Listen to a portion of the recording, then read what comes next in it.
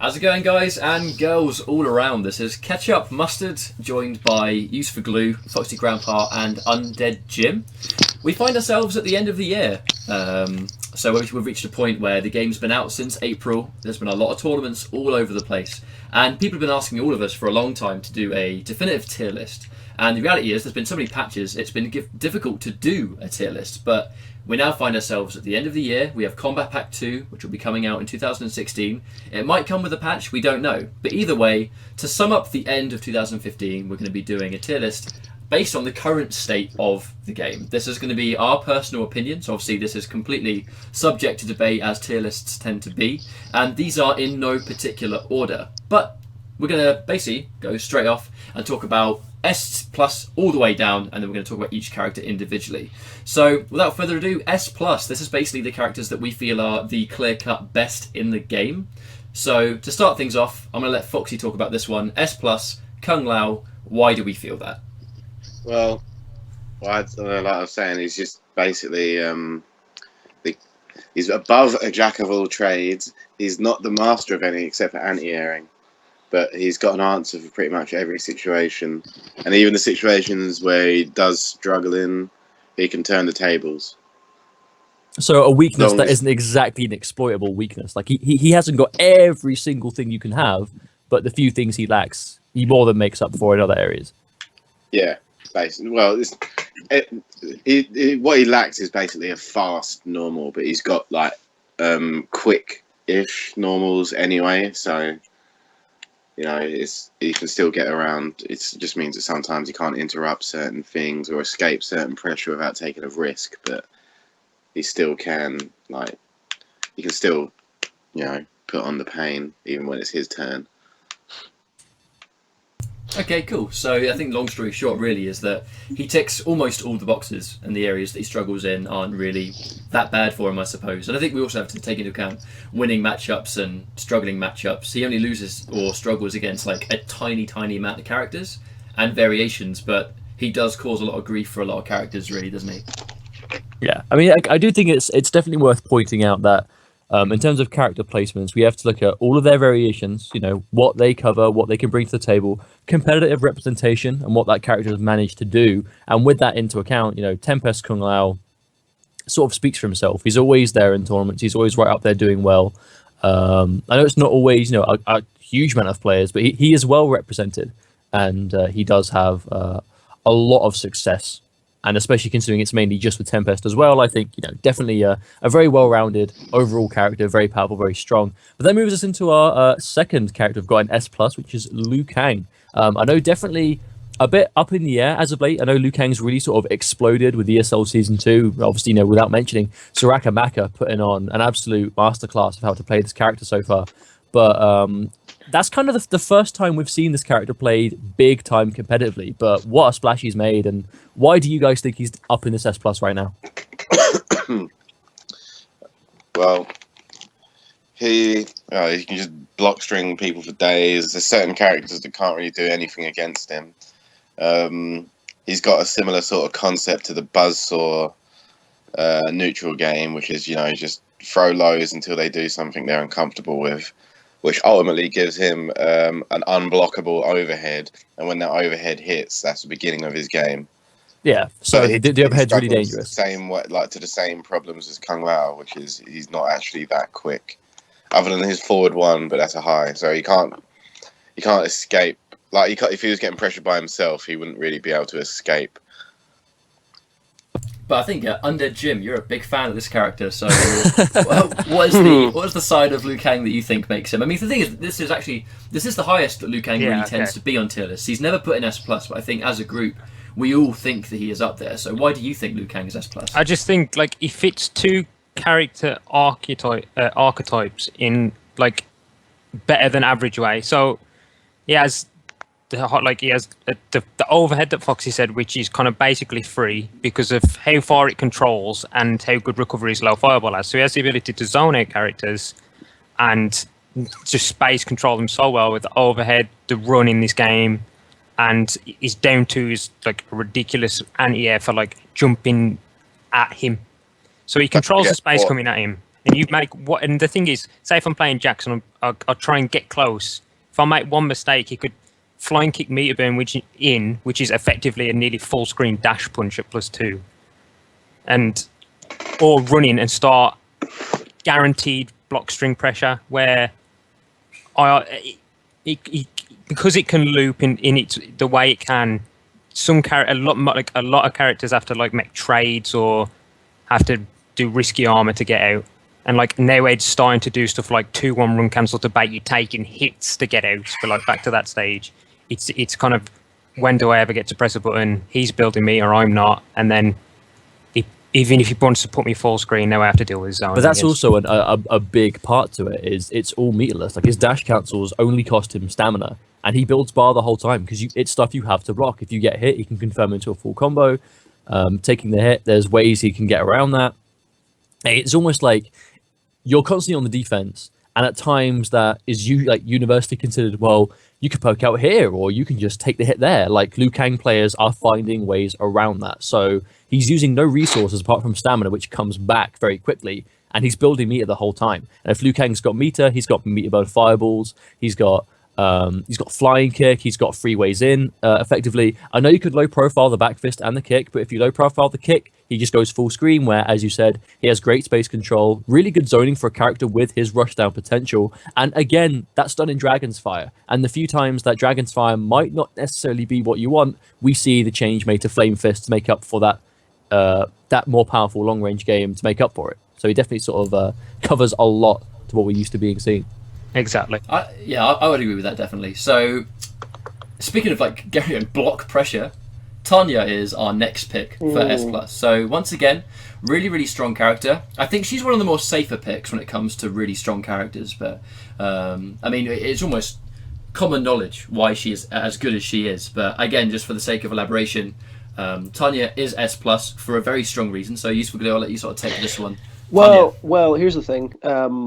Not to go against your word or anything, but basically, I don't play any of the top 4 characters. I don't main any of the top 4 characters, and I don't think I could. I don't want to speak on Tanya more than maybe Jim could probably speak on Tanya. I don't mind speaking on any of the. I'll speak on any of the other characters below that, but I think Jim has a much better understanding of Tanya than I would.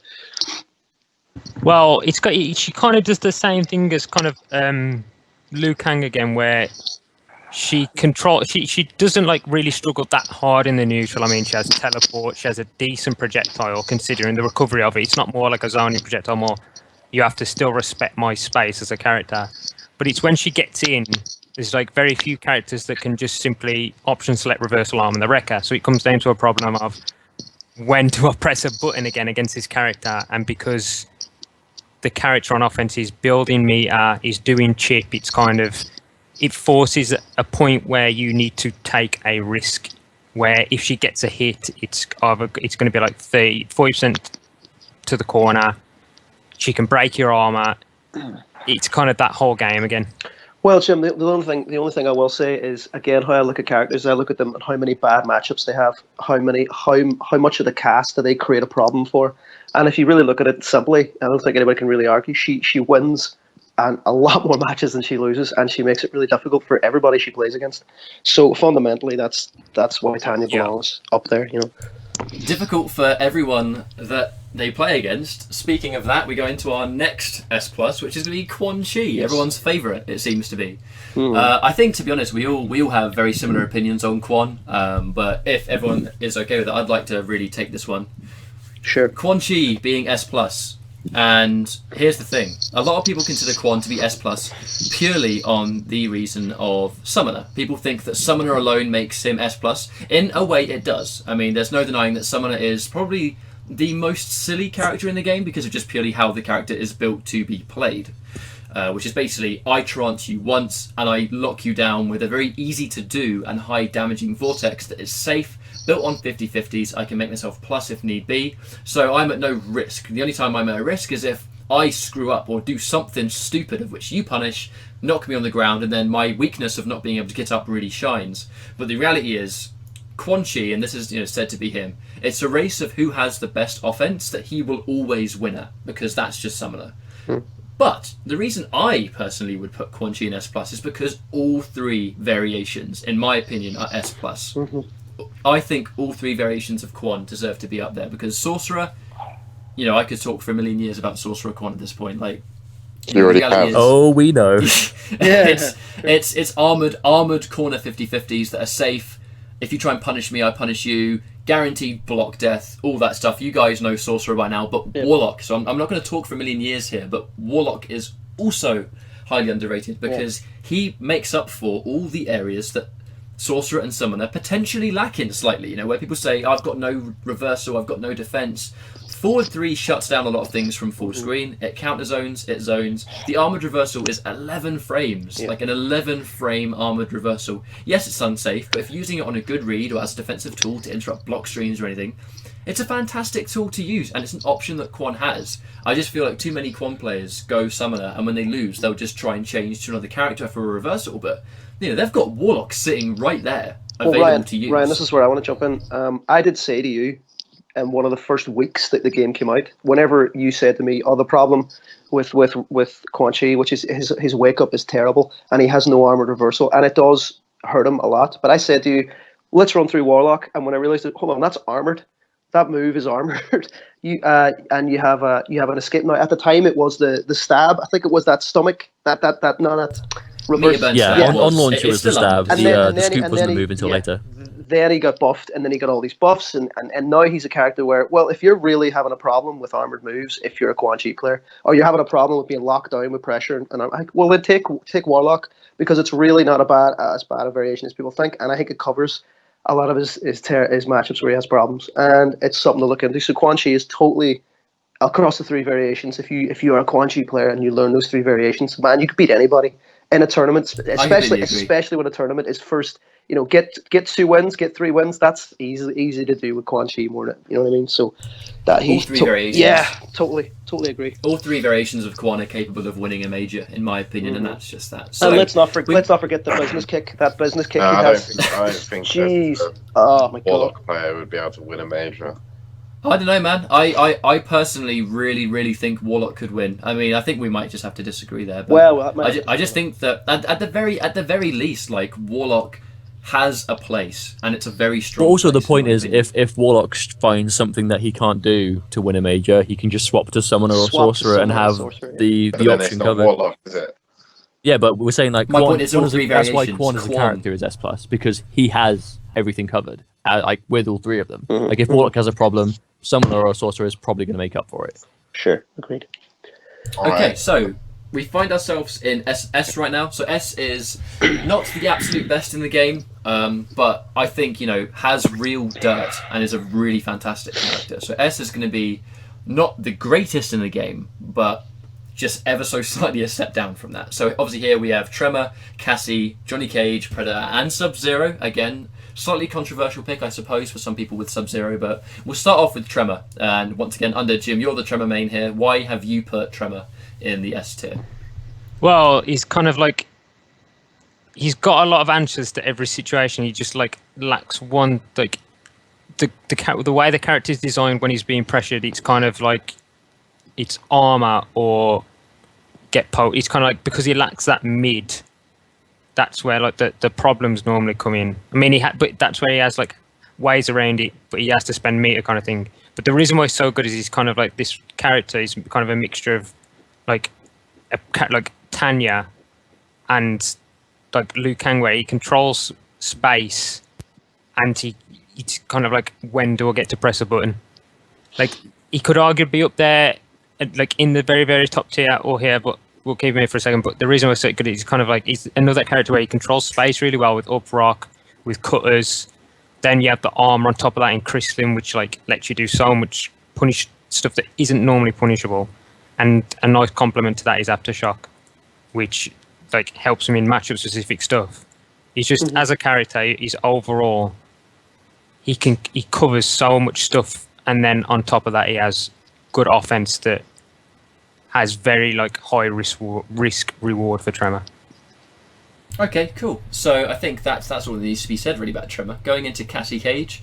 I think, to be honest, not much really needs to be said about Cassie. I think she's just a really, really solid character. Safe 50-50s, amazing buttons, a great neutral, I think.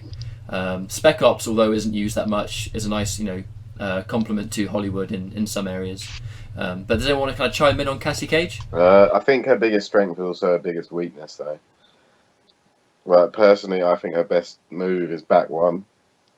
But, if you block that, she's minus, or she has to commit to like doing the gap where you can escape. There's just a lot of, I think her problem is neutral, even though her strength is neutral, if you know what I mean. Yeah, I follow. But again, that kind of caters to why she's S and not S plus, is because she has these amazing tools in, especially like, let's just look at Hollywood for definitely the most popular variation for her. But Hollywood as a single variation has the great meter burn gunshots is fantastic. It's got the invincibility with the nut punch, guaranteed 50-50 off of that nut punch. She's got a restand, so wake up attacks aren't a problem. She has the fast as all hell flip kick as an option. So she's got these tools, but at the same time, she doesn't quite have everything, which is why she's not S plus. She just has a lot, but not quite as much as the guys arguably in the S plus tier. Okay, so moving on to the next Cage, we have Johnny Cage in S. I think some people understand how good this character is, and some people are still kind of like, I guess, not as aware of what this character can do. But does anyone here want to chime in on Johnny Cage? Well, really, A-list, it's really all about that A-list. Like his dash cancels, I would say he has the best dash cancels in the game right now, just because of how much is plus, how much is guaranteed, and just you have to hold it. Like you have no choice. Like once you're blocking certain things, he is so plus. Poking out or armoring is not an option a lot of the time. You just have to take it. And once he knows you're doing that, that's where I guess you could say the MK9 Cage comes back into play, where he can use the fact that you're holding these 100% guaranteed things that you just can't challenge. You have to block it, which then opens up for potential more problems for you. And again, he builds meter like a champ. He has, let's not pretend that his fireballs are bad. They're actually not too terrible as like a counter zoning way to keep people out. So it's not even like you can really keep him away the way you could do with MK9 Cage, for example. And the fact that meter burn kick is only -4, again goes into the way that his strength is aggressive rushdown, but he's not completely helpless outside of that range either. Yep, absolutely. All right, so that's going to be Johnny Cage, and I think in the S, we're going to move on to Predator now. I think Predator very much, he sits comfortably in everyone's high end of the tier list. Some people say he's S plus, some people say he's S. Top 5, top 10 definitely, but again, Predator he hasn't played loads and loads, I think, at the moment, to be fair. He was played a lot more back in the day. But how do you think he sits now, post change? Well, the problem with Predator, and again, I don't know if everybody's going to think my opinions are too black and white. Again, it comes down to matchup problems with me. As much as he has great, his down 4 is good, and he has all this great stuff. He has good buttons. He has good single hitting neutral moves, like back 1 and forward 2, and he has all this really good stuff. But the problem is, a lot of characters can ruin him because his armored reversal is terrible. Although if you get it wrong, I guess your Predator can lift you for a lot of damage and whatnot. And his wake up is awful, and nearly every character can ruin him in the corner, and it just becomes like a problem that you've got to play your game, and if you get knocked down or put on the back foot, it becomes difficult for the Predator player. So as strong as he is, he just has a couple of fundamental matchup problems essentially. But then looking to what makes him good, like on the other end, the reason he's upside, like the reason we've got him S is just because of the amount of problems he can give. It's really his lasers alone, really. And the fact that his down 4 controls that space when you try and come in. Let's not forget meter burn laser, that triple shot. I mean, crazy stuff. The dash, I'm not too familiar with his cancels as such, but he does have those like pseudo 50-50s with his low shot going into the dashes and stuff. Like, what do you reckon makes him like his aggression S tier in terms of, yes, he has those defensive problems, but what makes him excel on the offense? Well, I'll say I know from touching the cancels and stuff, I know he has a few jails. Most of them are plus on top of that. So like he can kind of like use it to bait or at least throw to gain space. It's kind of like the jail's the most important one because that kind of lets him get like a more risk-free throw, which gains space for him again so he can fire more lasers. And if he does hit you, he gets like, I think it's 30% into a disc setup. But because they're all plus, it's kind of like on top of the buzzsaw-esque stuff with the low laser. He's kind of like, is he going to fire a low laser? Is he going to cancel? No, is he cancels? Is he going to throw? Is he going to poke? Which will be, and then it all goes on from there. But what I think Forever King said about this character was quite good for where we put him on the tier list. He said it's like Summoner Quan Chi, just a tiny bit toned down. He plays the game in the same way. Like he can keep you out really well, and when he gets in, he's got all this like good options when he's attacking you, but when he's knocked down, he's kind of in trouble. Yeah, and so a bit of a budget summoner in that respect. It's just I wouldn't say, but just toned down slightly enough that it may affect him on the tier list, and I think that was kind of correct by Forever King.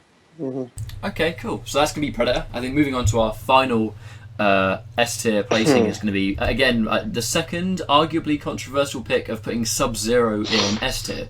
We all have Madsen to play against, so we have got the experience against his Grandmaster. Plus Taco as well, and they both have yeah, so we have Taco and Madsen, but in terms of like who we train with a lot will be Madsen. And he's constantly playing this character and finding out new stuff all the time. But again, I'm going to let one of you guys take this one. Why have we as a group put Sub-Zero in the S tier?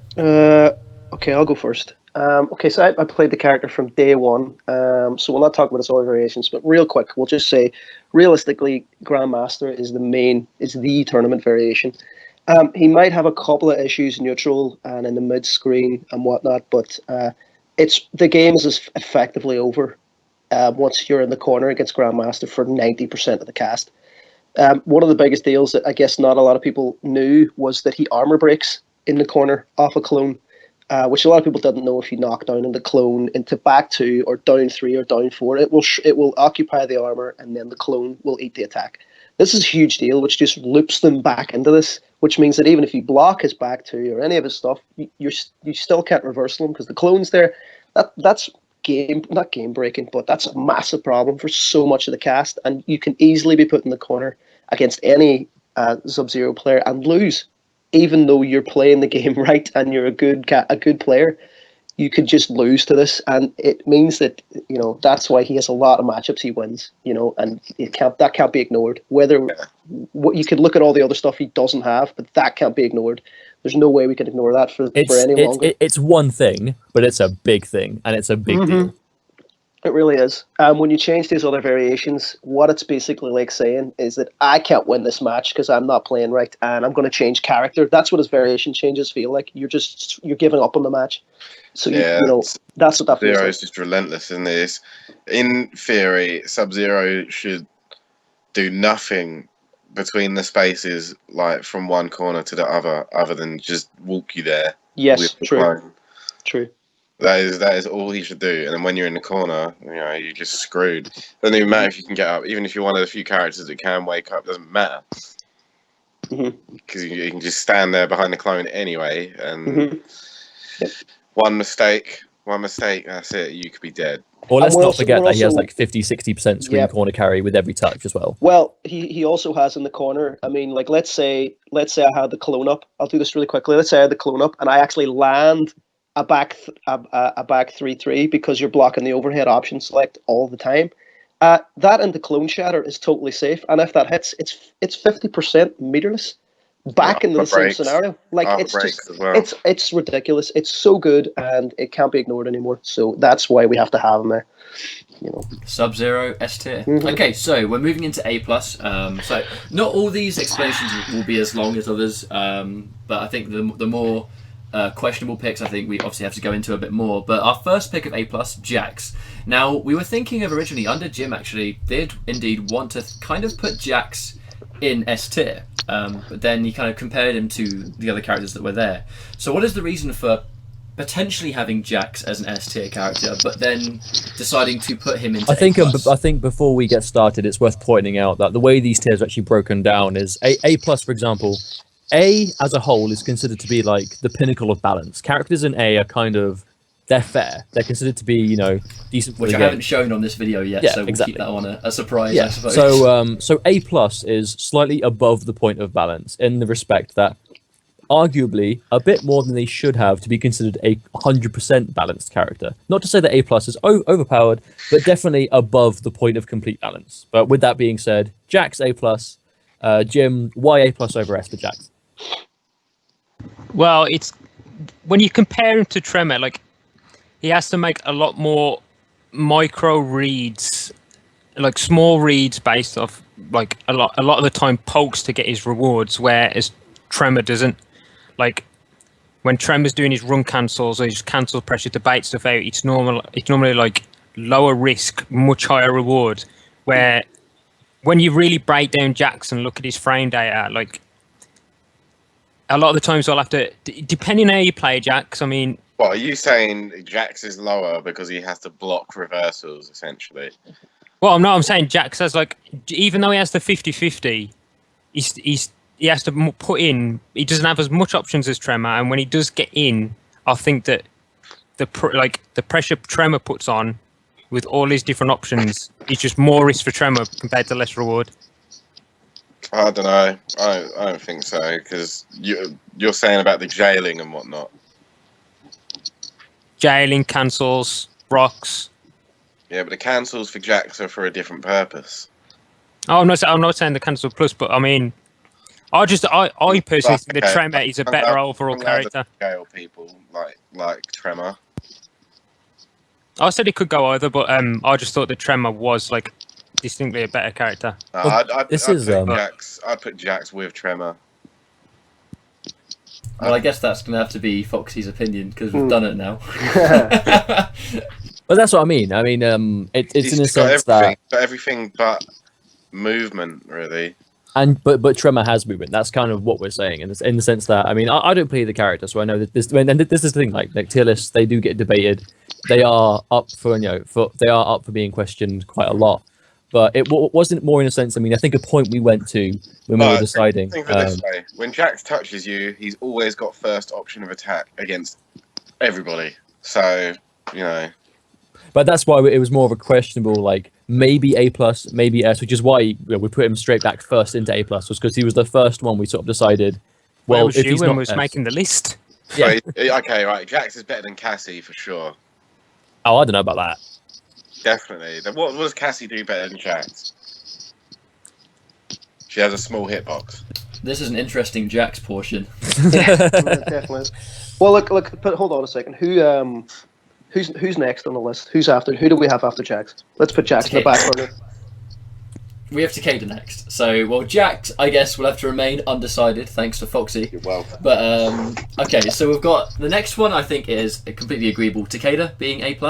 Yeah. For me, Takeda is not an S-tier character, but he's bloody good. And I think, for me, I think that the fact that Shiro, Ryu, and Ronin collectively cover basically every matchup, it doesn't really matter for Takeda that Lasher is bad, because let's not beat around the bush. Lasher sucks. There's no reason you'll pick Lasher. Sure, it's one of the top 5 worst variations in the game. I would definitely, yeah. I think that. But it's the fact that Shiro, Ryu, and Ronin together are so strong. Mm-hmm. It doesn't matter. The packages were very generous to them. Be picked. I agree entirely. So Shiro, Ryu, similar to Takeda in some ways. With the harder blockables, all that stuff, really good pressure, but the range on a lot of his normals and strings, he commands a lot of the screen, and some characters really kind of have to just accept the fact that he can throw them out there, sometimes for free. I mean, some characters really just have to hold that across the board. Ronin has a projectile to add to that. Shiro Ryu has a teleport, which is a really big deal for him because it means that you really, against Shiro Ryu, it's difficult to move anywhere on the screen unless you have godlike mobility. It's very easy for him to play his game and stop you from, being able to prevent that. He has really good damage, really good buttons, and I think, just for what a character needs in Mortal Kombat X, the fact they removed a ton of gaps and gave Ronin the changes they gave him means that I think Takeda is a better than average character, definitely. And that's Takeda. With the downside of having slow normals and useless armor, essentially. Yeah, well, he has his share of characters that can give him trouble. He but at the same time, Ryu at least. Yeah, I mean he has some hard matchups, but he does give other characters a hard time as well. So it's kind of like a swings and roundabouts kind of thing. So moving on to Shinnok. Shinnok is also considered to be a bit higher up on people's tier lists. I think we all agree that we think Shinnok is a good character, but to be honest, I'll let Mustard take this one, but not as good as people like to kind of preach he is. Well, I mean, there's no getting around that. Shinnok is he is a great character. That like no one's denying that, but there is the fact that when you look at top characters and you look at the let's look at the tools that Shinnok has for a start. Like to start things off, his mix up is always going to be back 3 or like forward 4, lower overhead 50-50 straight up. The overhead, I mean, I want to say it could be fuzzy guarded because Cheap Eddie fuzzy guards it, Ketchup fuzzy guards it, Foxy fuzzy guards it, and it's punishable on block. So it is a 50-50, but because it's kind of like it's right on the verge of can it be fuzzy guarded, can it not be? It's kind of up in the air, but I am inclined to say that it can be, which makes truly it is a mix-up if they're not 100% ready for it, I suppose. But if they are looking for it, they will block it on reaction, and it's unsafe. So you're looking at his core mix-up of overhead and low. The overhead's punishable. There's no way of making it safe unless you get it from max range, which is the range that forward 4 doesn't hit. So it's kind of the whole Quan syndrome of getting hit by arguably a 50-50 outside of the range it shouldn't hit you, that kind of deal. So I wouldn't say that's ever what really made him great. It was the fact that Bone Shaper has that restand, takes away the wake-up attack. The Hell Sparks are amazing at space control. And it's more the fact that Shinnok has some truly great matchups, especially with the characters you can see sort of, in the same sort of level as him maybe or below him on the tier list. He does exceptionally well against them. His main issue that I sort of found is he does have quite a hard time against some of the better characters, if you know what I mean. Like Kung Lao does very well against him. Liu Kang does very well against him, if the Liu Kang knows how to get around Hell Sparks. Quan Chi does very well against him. Tanya can do very well against him. Tremor can do very well against him. And I'm not saying these are all very, very hard matchups, but they're definitely not matchups that, is particularly easy for him either. When you're looking into account that, he has a lot more unsafety to him, I guess like less safety to him than a lot of better characters in the tier list. His damage isn't really all that, especially when it's meterless outside of, Imposter catching you with his damage buff. And that's, that is situational because it's not always going to happen. But it's the fact that he is very meter intensive. Bone Shaper is the only variation that does a good job at building meter. And even then, Bone Shaper is definitely not the variation it used to be, whilst still powerful. I think A+ was more of a safe, sensible position for him in the sense that he is a better than average character. He is a powerful character, but he definitely isn't quite top if you're looking at who else would be top alongside him in the Quans, the Laos, the Liu Kangs, the Tremors, and that sort of thing. We also need to explore the possibility that a lot of people that sort of say that Shinnok is still a broken character, a lot of people kind of tackle Shinnok as if it was pre-patch, and they respect things that since the patch has been applied, they don't need to be respected anymore. I mean, a lot of Hellspark's pressure was taken away. He gets nothing guaranteed anymore, yet we still do see people sort of just sit there and block after Hellsparks when, for the most part, they don't need to. Doesn't he also cover enough in his variations?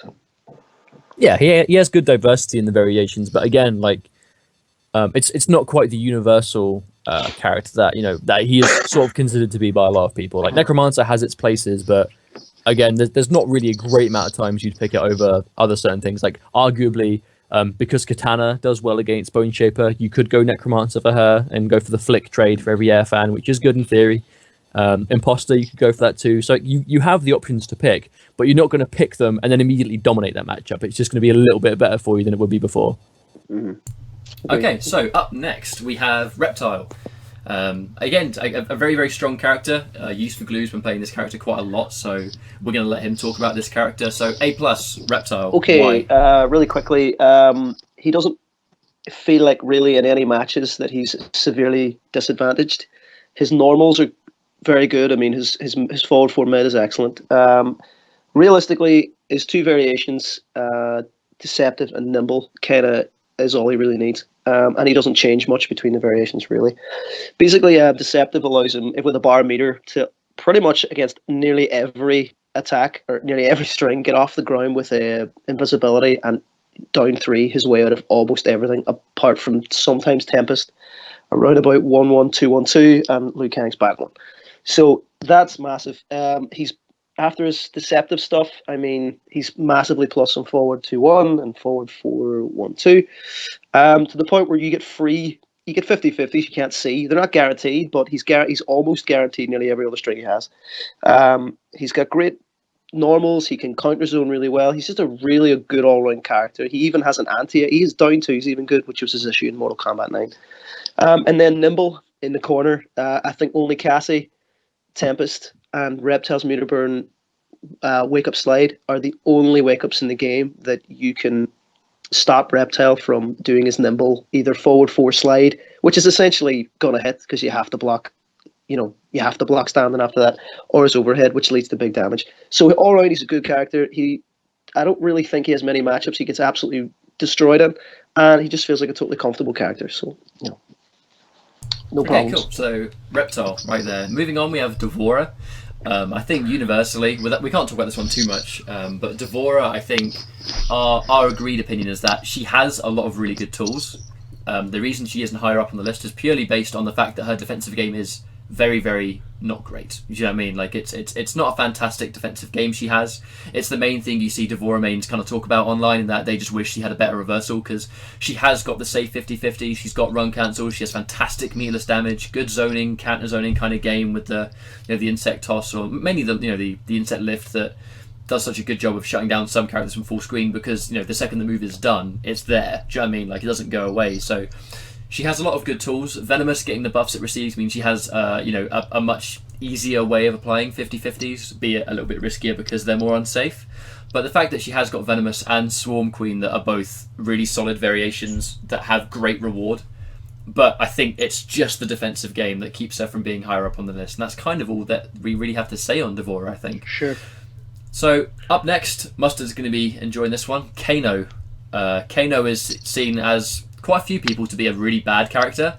None of us think that, and Mustard being the Kano player, I'm going to let him talk about this one. Why do we think that Kano is better than people make out? Well, Jim will be able to back me up on a lot of this, because I know he's always had access to Zalaris in Birmingham, being a really good Kano player himself. But Phosphorax on PlayStation. yeah, 4 obviously, as well. we've got Phosphorax as well. I mean, this character has representation, but he definitely seems to be a bit divided with a lot of opinions in the community. I don't think I've seen so much ups and downs, backs and forths. Then maybe with Kano, really.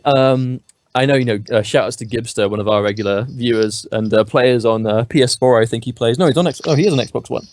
But he's always been a big advocate of Cybernetic being a really good variation. But that's kind of what I mean. I think Kano ticks a lot of boxes with the way MKX has currently gone to. Good normals are a must. Good plus frames are welcome. Good fast normals are a must. Decent mids. Great mobility, ways to change your jumping arc, they always help.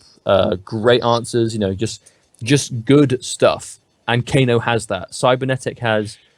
I don't think Cybernetic's as good. I'm a massive, massive advocate of Cutthroat really being the true variation for Kano. But looking at Cutthroat by itself, I mean, amazing plus frames. Meter burn buff is a great tool now. Meter intensive, but he's got loads of ways to build bar anyway. The back 1-2-1 being 0, that's a chunk of a bar every time. Back 3-1, that's a great way of just getting a little bit here and there. Like, he's got a lot of safe plus options that they make the opponent want to block, and they're going to. I mean, let's think about this. His back one doesn't have any range, so they're going to be crouch blocking. If they're crouch blocking, hit him with the mid and get some more hits on the on the go to build some more bar. Like, build that meter, get him to the corner. Corner carry, ridiculous. Hard knockdown game, ridiculous. Armor break, 1-1, ridiculously good at breaking armor. Especially, and if he's breaking your armor with 1-1, he's hit confirming it into meter burn buff. Or if he's got meter burn buff, he's hit confirming it into even more damage. And let's not forget that in the corner, he has practical 60% for like 1 or 2 meters. He's got amazing damage. Mid-screen, if he gets 3 bars and confirms, he's going to be doing high 50% mid-screen with that meter. If you haven't got breaker, you're dead. Like, great practical damage. 50-50s that no one's reacting to him. Like, you're either hitting him or you're not. They're safe on block. Great options one of on block. Plus. Yeah, exactly. +1, the back 3-1, +1 on block. Like, really, really good options. And I don't see how you can see all these and the character's not even doing badly competitive and think that he's bad. And that's kind of why we went for this A+, is because he has so much. Like, he has a lot going on for him. Safe on all. Yeah, exactly. Like, he has a lot of options. I would class Kano as well as a specialist character. He's not one of these characters you can just pocket, and he's just going to have something over the cast that you can just exploit. He's a total specialist character. Also amazing anti-airs normal wise, like down two's great, standing one's great. Like he's got a lot going for him in that regard. Back one if you're in Commando or Cybernetic, like he's got options for almost everything. True. Okay, so that's going to be Kano. Moving on, we have Kitana. Kitana, very, very strong character to many of us.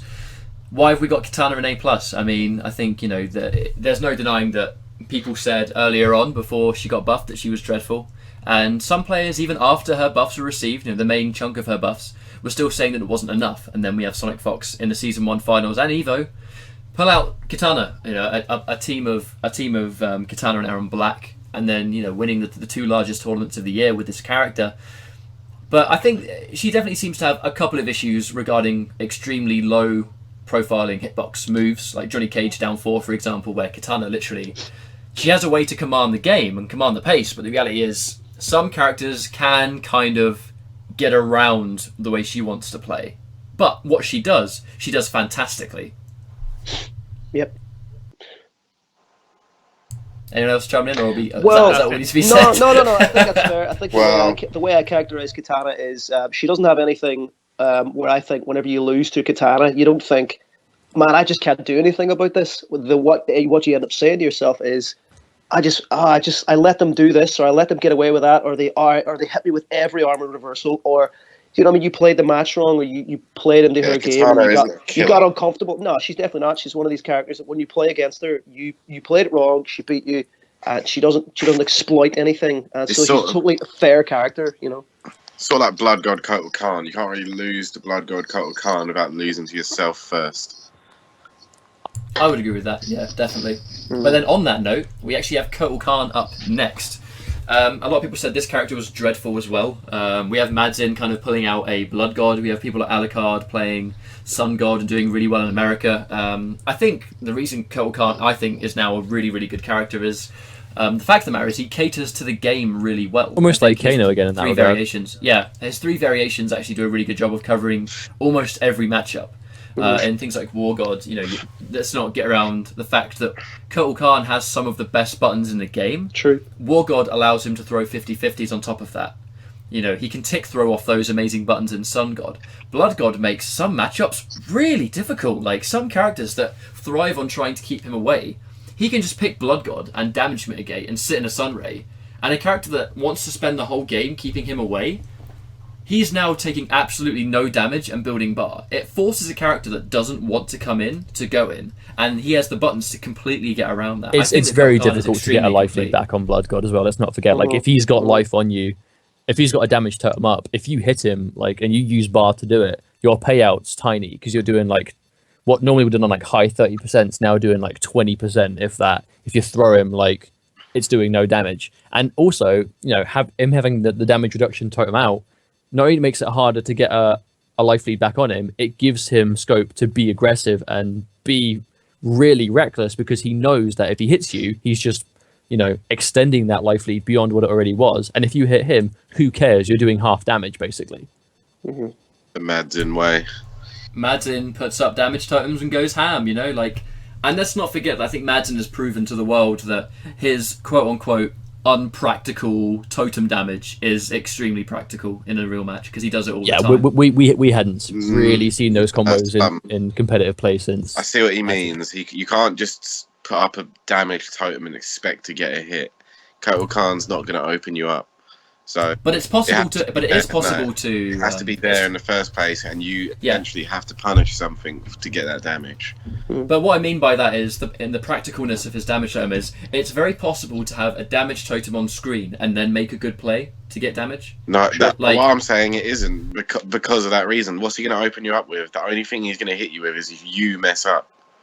We say that, but that's what I mean. That is 100% what we see happen. Yeah, but then and then on top of that, why should you mess up against Blood God Kotal Kahn? What has he got to make you think, oh, I better do something risky? Foxy, it's a hell of a question, but it works. I mean this respectfully. You have lost to this, so yeah, I know. It's losable. Look, the only time you can lose to this. with like 70-60% combos is when I mess up, not when he does something. Yeah, but smart. but It's the just game because Blood God doesn't give you anything to do anything. Yes, with. but Blood God on paper, essentially how the game plan is this is how it works, man. You know this is that he's like chipping away at a rock forever, and eventually he's got to find somewhere to hit you. This is how it works. You overextend and overextend and overextend because you're trying to hurt him, and then all of a sudden he lands one jump in and the game's over. So I mean, we could go on about this for ages, but like Blood God is. Yeah, Well, it is what Blood it is. God is all. It's all minus. It's all. Everything he does is minus, except for like anything off of 114. So at least the damage from his punish is like something a legit punish with forward 1 back 2 is good though. At least now that's is it a 46% 1 bar? yeah. Forward 1. Like that is just like without having to like open you up in any way with a totem already out.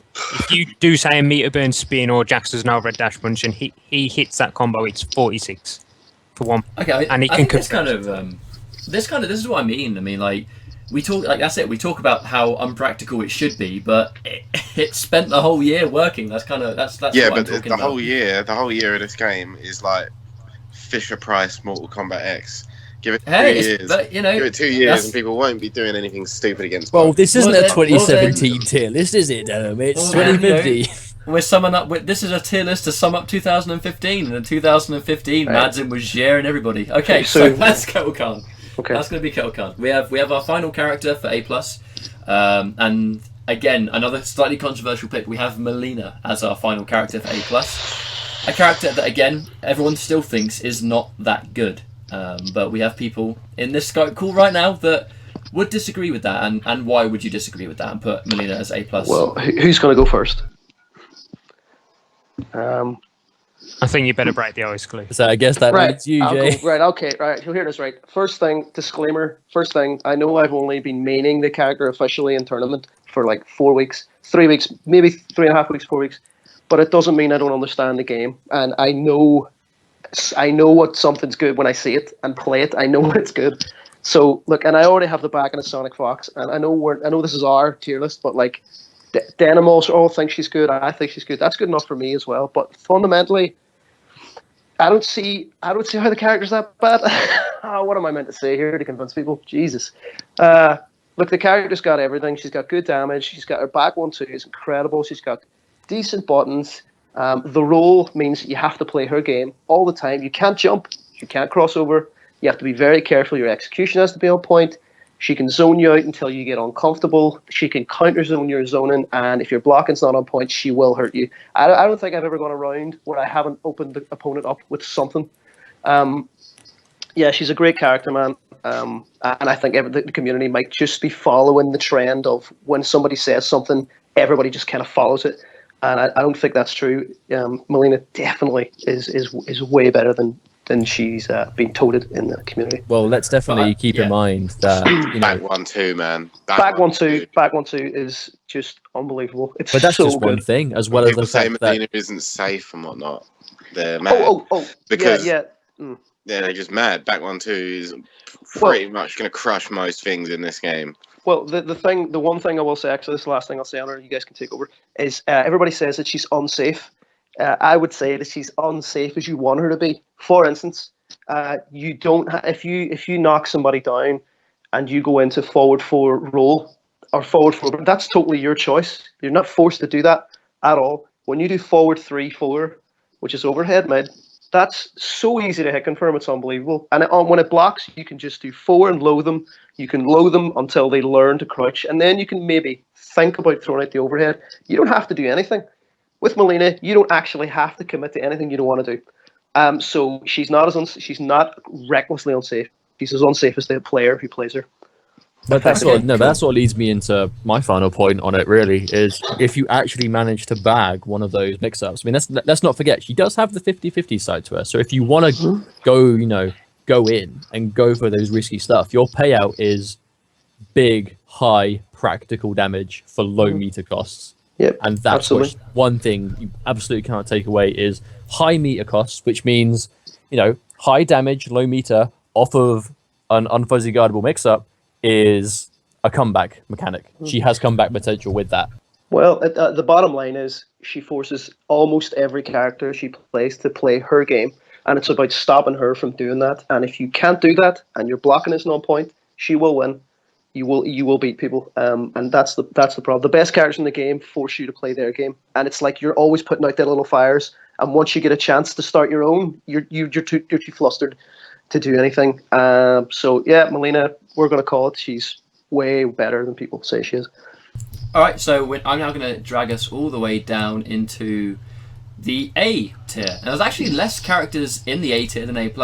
We do feel like there are more viable characters than unviable. I mean, as far as we're all concerned, I think that's a very popular opinion among a lot of people. But first off, A tier. This is basically just what we consider extremely well-rounded. You know, does things well, but at the same time has faults, and all in all, just makes them a very balanced package.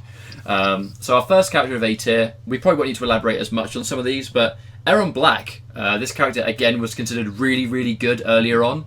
As the game has developed, the character is being figured out a bit. People are starting to option select reversal the 2-1-1-2-2. They're finding all the gaps. And you know, the Erron Black player does need to actually work really hard against someone that's really good at the game with a top tier character. The Erron Black does need to sort of play perfectly, I would say. So I think when it comes to Erron Black, he is a really solid character and can win. So like Fox has proven that. We have other players as well that are using other variations that are doing really well as well. But the reality is, you still need to make reads with Erron Black. And I think the big deal is that your escape options, you haven't really got a good backdash, and your 2 reversals are extremely unsafe on block and can be armor broken. So it's like, you know, your offense is good, but your defense really isn't all that. You don't have a very small hitbox, so, you know, a lot of things will hit you as well. And he just kind of seems as a rounded character that has offense, does it really well, but when you put him on the back foot, is kind of as vulnerable as the opponent is when, you know, they're trying to deal with him, if that makes any sense. Well, let's not forget his jump ins aren't that great. His anti-airs aren't that great either. But that's because he has this powerful, you know, 50-50, which can be made safe ground game. But and, you know, at the same time, he's also got the gaps. He's also got the holes to make it unsafe if you're paying attention in a certain way. So again, goes back to the whole level of balance. He has good tools. He has good options. But just as many options he has weaknesses against him. Okay, so we have Ermac up next. I think to be honest, the main reason we have Ermac in A tier is Master of Souls is good, but again, very, very unsafe. And to maximize the character, you have to play that unsafe. Almost like it's Mortal Kombat 9 Scorpion. You know, the way you really maximize this character's damage was to play on an unsafe Vortex. And you're playing in a game where you've got, you know, people like Summoner Quan in the game, where if he blocks you once, you could lose the entire round on it, and that's really Ermac. And I think what also sort of stops him from being any better than we consider him is the fact that he is a one variation character. Spectral is okay, and Mystics just isn't good. Like, you know, the only variation that you really can use with Ermac is an extremely unsafe variation. I mean, would anyone else sort of chime in on that, or is that kind of agreed? I guess that really is all you can say, though, really.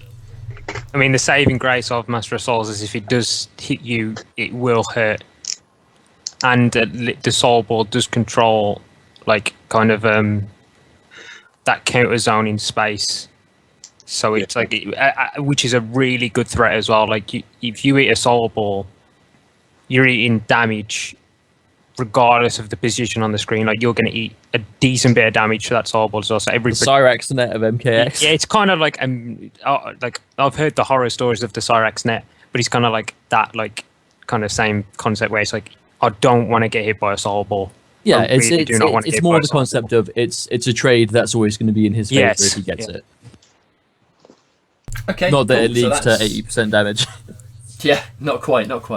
So that's Ermac. We have Kung Jin is our next pick for A tier. I think whenever anyone asks us who should you learn the game with, who's a very balanced, well-rounded character, I think Kung Jin really is that.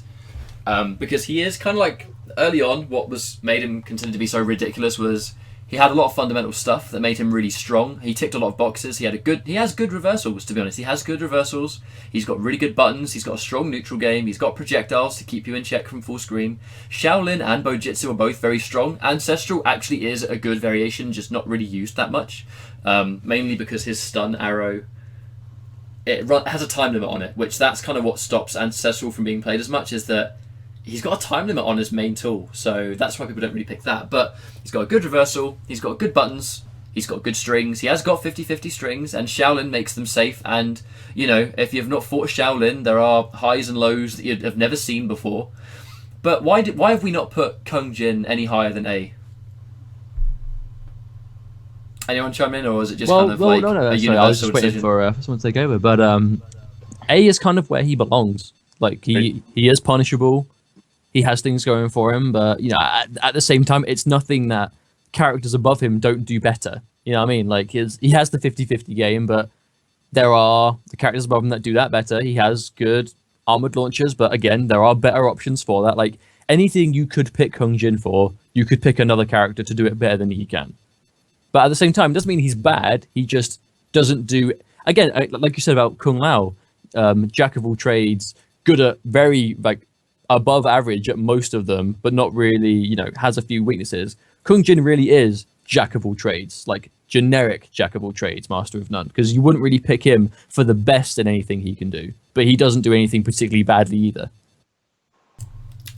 So, moving on, we have Scorpion, and this really was a character where we were debating whether he should be A or whether he should be slightly lower. But I think, personally, Ninjutsu and Hellfire both do a good job of just kind of covering areas. The problem Scorpion has, which will, until it could potentially be changed, is that his defense is rubbish. Like, he has a terrible backdash. His reversal options can be, you know, armor broke to a degree, and they're just really unsafe. You know, even if you try and cancel your teleport to be safer, you're still unsafe, and you can't break because you've spent all of your stamina to do it. So, you know, he hasn't really got a vortex. Early on in the game, a lot of people thought Scorpion had a true vortex, but the reality is, you know, he doesn't. The forward 4 is completely reactable, so his mix-up game will come from potentially throwing afterwards, which is why Hellfire is considered to be his strongest variation, because he gets the most off the restanding teleport game, because he gets the jailing. He does jail in Hellfire still. They're just very tight links. Can't armor break when you do specific setups, as is being very recently discovered, to be honest. Actually, shout-outs to JTB for recently showing off, you know, some of his armor breaking possibilities. But, you know, even when Hellfire gets a lot off the teleport restand, it still ends at a certain point. He's not going to keep you stuck there forever, because you can react to his mix-up game. You block low and stand up, unless you want to eat a forward 2 splat, but it does 10% damage and then you can get out because you can wake up attack, you can backdash or whatever. His pressure ends at a certain point, and, you know, his neutral game, he's got a good down 4, but when it comes to Scorpion's neutral, that's kind of where it ends for me. But yeah, I mean, it's just kind of, I don't know. I think Scorpion is a well-rounded character, but has some big problems that will prevent. Well, in that him from regard, being it is hard for us to really input on that, because you and JTB are kind of really the only Scorpion players we have to go by in the UK. And I know you've not been playing him for a huge amount of time, but we've seen a lot of him, sort of worldwide. Strikey as well. Yeah, of course. How could I Strikey. forget Strikey? And, you know, he's decent, but between you do cover all the variations quite respectfully, and we see a lot of him. We just don't see him really excel, which is kind of, he does fit the archetype of A tier in that regard, that we see a lot of him. We don't see him do terribly, but we don't see him do amazing well either. Yeah, Right. I think it's kind of one of those where it's kind of he has the tools to potentially go up a tier, but then he has kind of the downsets, like the problems that keep him in the tier that that he's in now, kind of thing. Like JEP will always tell you about how bad his hit advantages are on his pokes and stuff like that, and ways around stuff that people think is like a lot more stronger than it is, but it's kind of awkward because at the same time in some matchups he can do really well and be especially advantageous. So you know, when he's good, but when he's bad, he's pretty damn bad, I think. Yeah, That's it's kind of one of them. The Scorpion syndrome. So we have 2 characters left in A tier. So up next we have Sonya. Now Sonya, well, everyone thought she was fantastic, didn't they, when the game first came out? Because I went, wow, 50-50 strings. And in some ways she's still very irritating. I think we'll all agree, where no one likes getting jumped in on in cover ops and then just hit by a 50-50. But I, to be honest, I can't really talk loads about Sonya. Why is it that we have Sonya at A and we haven't got her any higher? I say I know. Is everyone just waiting? I was waiting for her in the gym because it was basically him that decided. Sorry, guys. That's where she should go. I'm just letting you know that I'm currently driving, so I'm on mute so that I don't ruin. Alright, yeah, no worries, man. So don't worry. If I've got to chime in, I'll chime in, but quickly. Alright, cool. Okey-dokey. But no, basically, I know it was mainly Jim that decided this is where she should go. Well, that's it's because we kind of got to A+, didn't we? And then like kind of Sonya never really came up, so it was kind of like, well, she's definitely not the B kind of tier. But I think after a bit of labbing, you can find like ways around a lot of Sonya's stuff that kind of, because she has all these things that kind of complement her when she's up close, and like she has a few things that complement her neutral. But other than that, she has kind of a few problems. But like, I mean, I'm not going to say a lot because I don't have like that great experience against Sonya. But that's why I didn't chime up when she was in A+. I mean, if anyone else has kind of more to say about Sonya, well, she could be A+. I mean, I definitely wouldn't want to put her any higher than that. I know she is kind of a bit all over the place in the lists. Like sometimes she's really high, sometimes she's low. I guess it really depends on the scenes because, you know, we do have a couple of Sonya players in EU, but I would definitely say that America probably has, you know, the authority on Sonya right now. But I know CIS has Harry Nightmare, but even they're definitely playing against him better than they have done earlier on in the leagues. But, you know, we'll kind of see how Harry Nightmare does the Season 2 finals as to, you know, how good Sonya really is, I suppose. Especially in cover ops where, you know, he definitely plays her the most effective way you can in terms of just 50-50s dive kicks. Like, be a nuisance, be annoying. Scar is the one. Yeah, but in terms of, if you want to see fundamentally what Sonya can do, like Scar is definitely the one to watch. But with that in mind, I mean, I've just not really seen anything from her that makes her seem like, you know, this powerhouse of an amazing character, like we have seen these top characters that we've already placed, you know, actually prove and do elsewhere, if you know what I mean. Again, it's one of those things that we know what she can do. There are good players using her. We just don't really see the results that the other top characters deliver. And that's really what, you know, makes me hesitant to place it any higher than this A. I guess I could creep her into A+ personally, but I mean, truly no higher than that from what I've seen. When I see Sonya lose, it's when people are playing the matchup correctly and they punish her for absolutely everything. So even in like Demolition, when everyone thought that Demolition was like this new answer to being fantastic with Sonya, the grenade reload it takes a million years. It really does take a long time to reload those. You can't grenades. keep momentum with Demolition because once you reload, exactly. That's it. You're on the defense.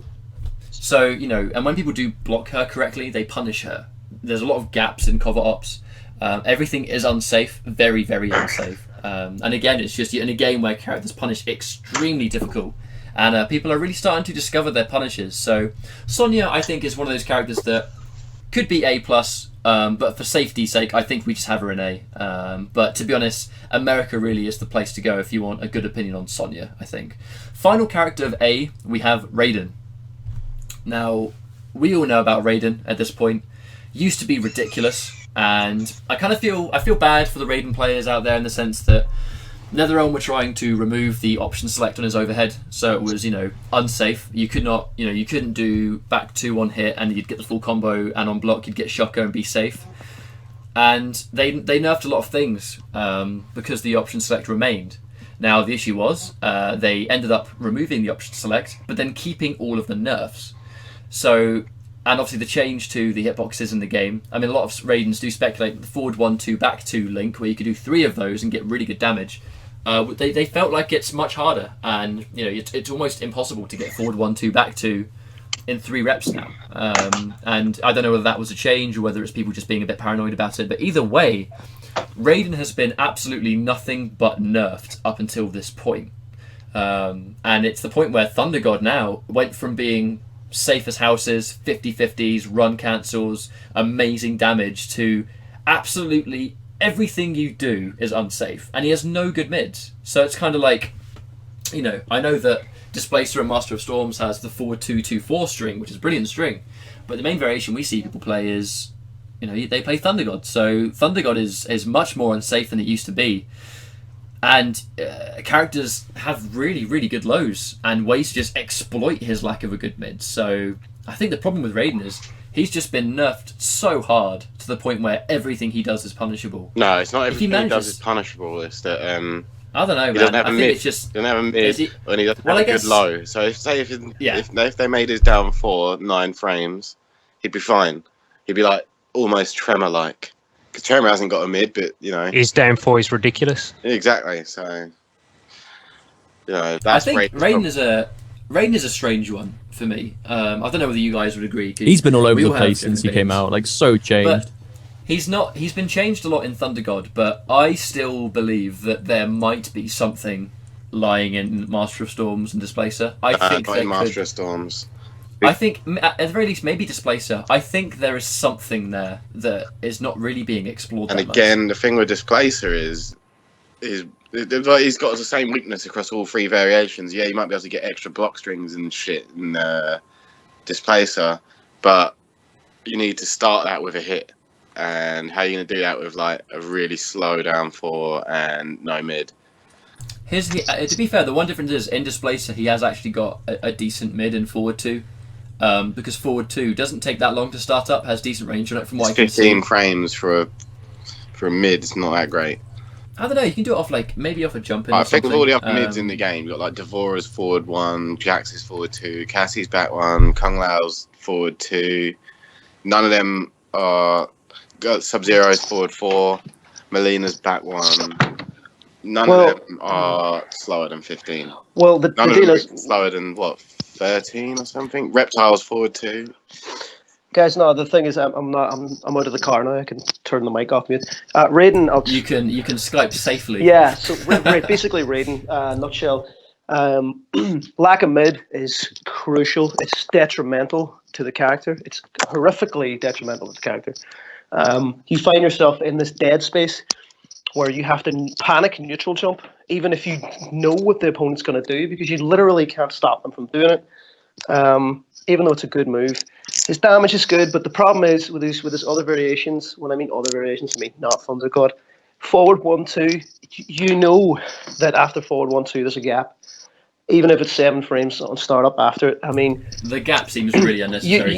you know there's a gap, so what's the point? After forward 1-2, if you have armor, it basically comes down to, am I going to armor the gap or counter the gap? Am I going to backdash the gap? But so it's like his pressure really isn't there. There's no guessing game or anything.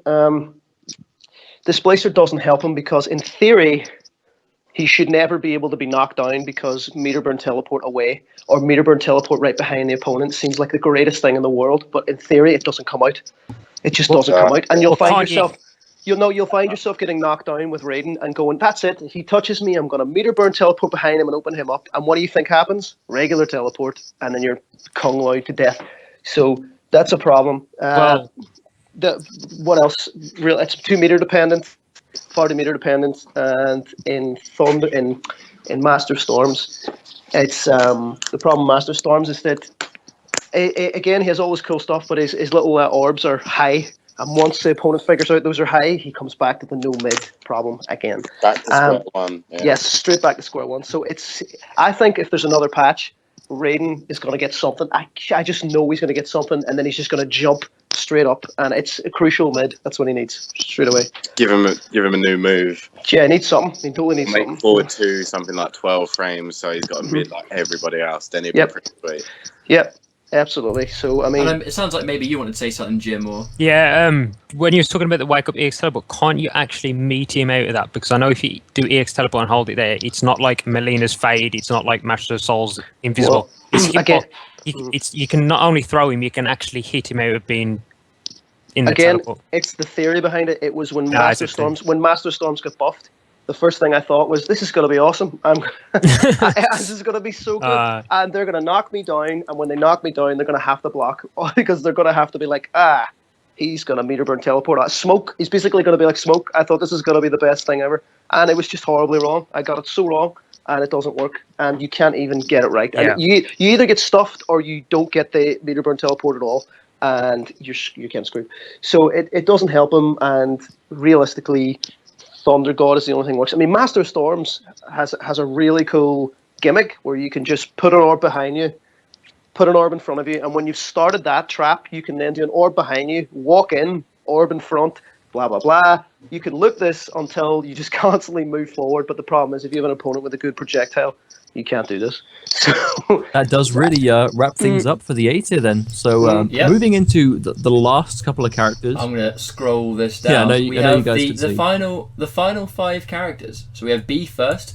B is considered just short of being average. Okay, so B is considered basically characters that they are not dreadful. They're not bad characters, but they're not great either. Characters that have problems and are almost there.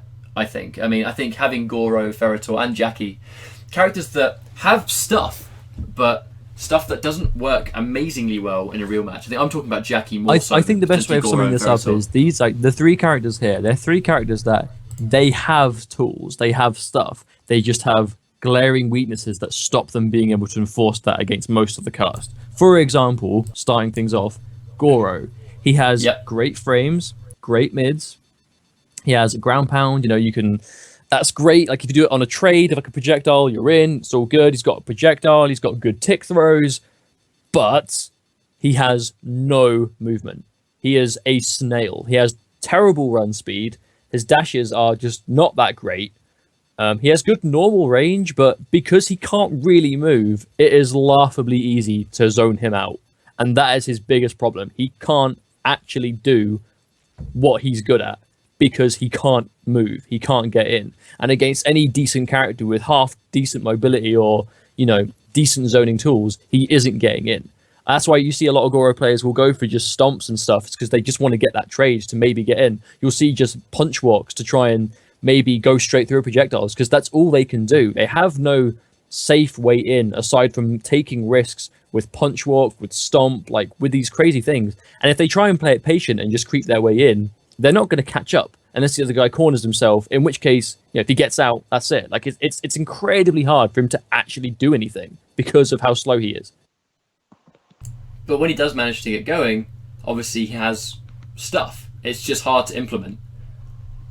Yeah, exactly. Like I know Undead Jim plays a bit of Goro as well, and I know like you could argue that Tigraph Fury does counter that, which it can do. I know we saw Rio pick it. I know Decay plays all 3 variations. We see him doing it too, but it seems fundamentally his weakness is mobility, and it's something that all 3 variations does suffer with. So that's definitely Goro, I think. Moving on, I think Jim, you're probably the best one to chime in on this.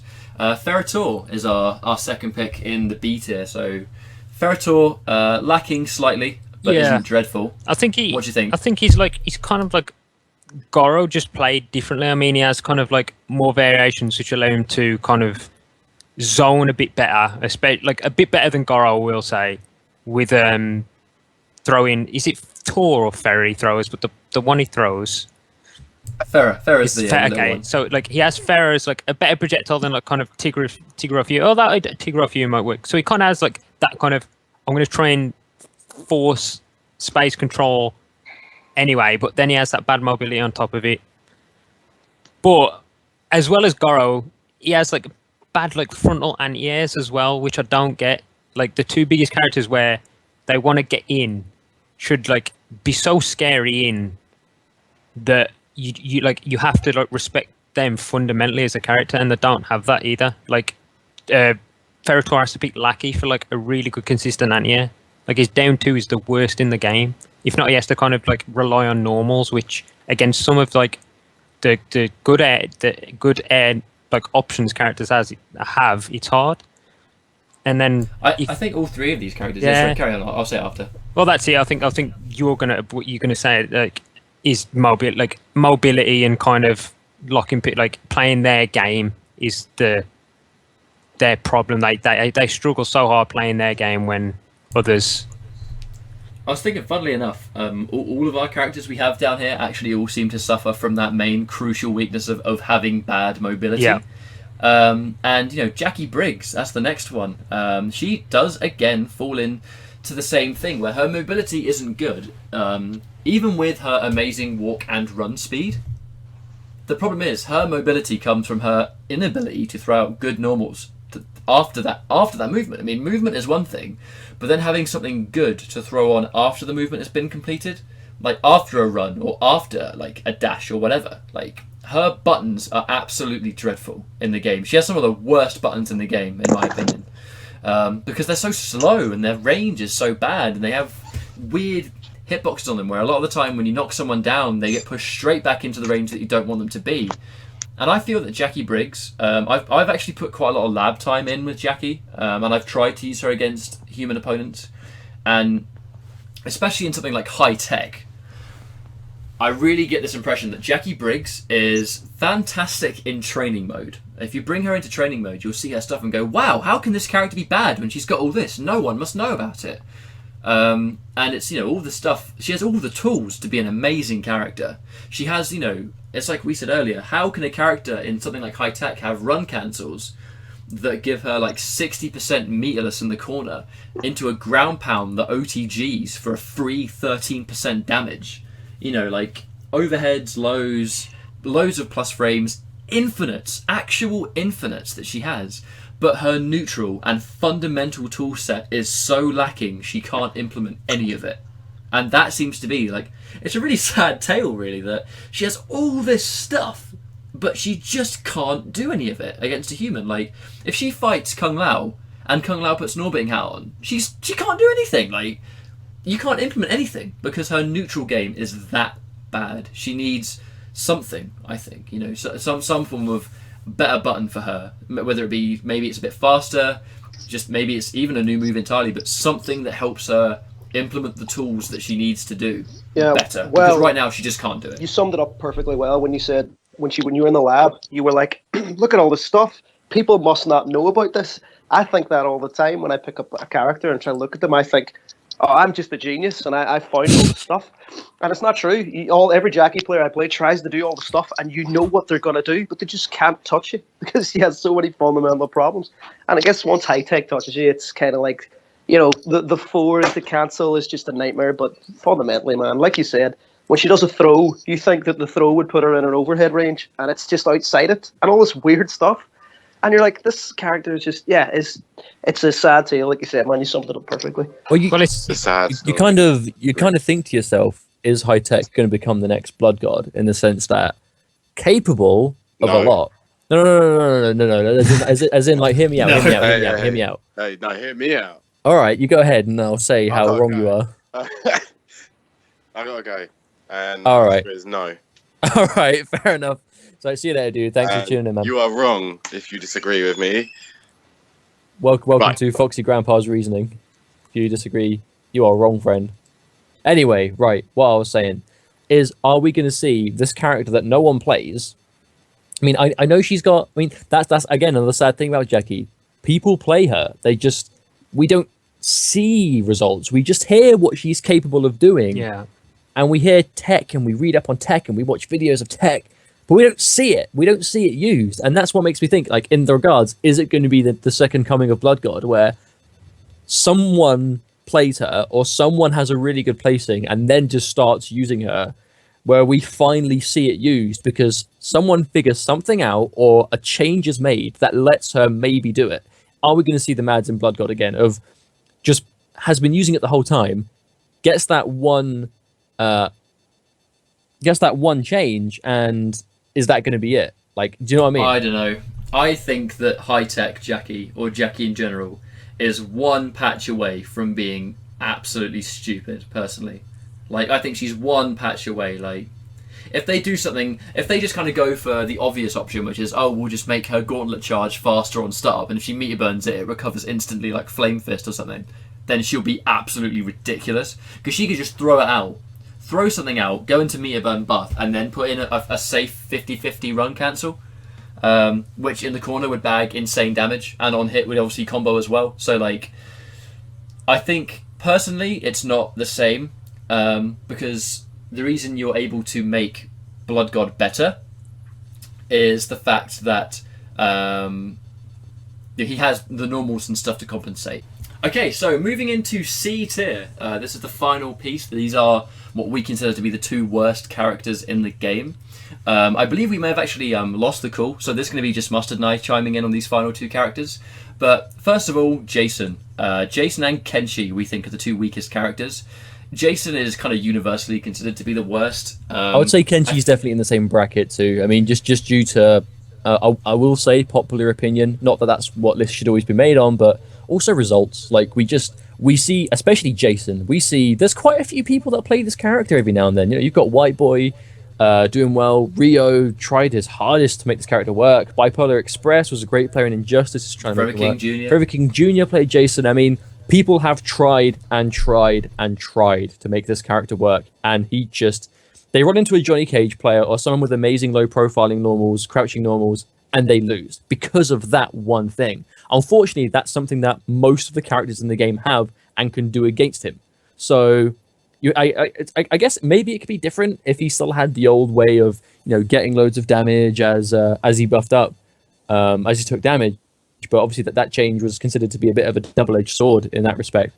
But we see people try and make Jason work, and consistently they just can't. Like this character he has problems that seriously stop him from being able to compete at a high level. People will win games, they'll win a few sets of them here and there, but they can't win where it counts because the character has big problems that almost everyone in the game can exploit. Well, Nithodom tried to buff him and they nerfed him by accident, so it's kind of like... But sometimes it happens, man. Sometimes it happens with changes. But yeah, that's Jason, I think, really. He just struggles, you know what I mean? Like, low profiling is a big killer for him. You can low profile him extremely easily, and, you know, Johnny Cage can just down 4 him all day, and that's it. Kenshi, another character that all Kenshi can do is zone. That is the only thing Kenshi can do. And he zones, but the reality is, it's just very, very easy to get around Kenshi zoning. And if you're a top tier character with godlike mobility and amazing buttons, Kenshi isn't going to keep you out forever. It just is not possible for Kenshi to zone you for the entire game. You will get in, and then his lack of good fast pokes and stuff like that really start to shine. He has meter burn armor all over the place, but it's all unsafe. So it's kind of like, you know, he does the same job he did in Mortal Kombat 9. However, he doesn't do it nearly as well. He's much more unsafe, has almost no real plus frames, and you have to resort to extremely basic gameplay to make Kenshi work. And the reality is, he just doesn't work against everyone. He has some extremely difficult matchups.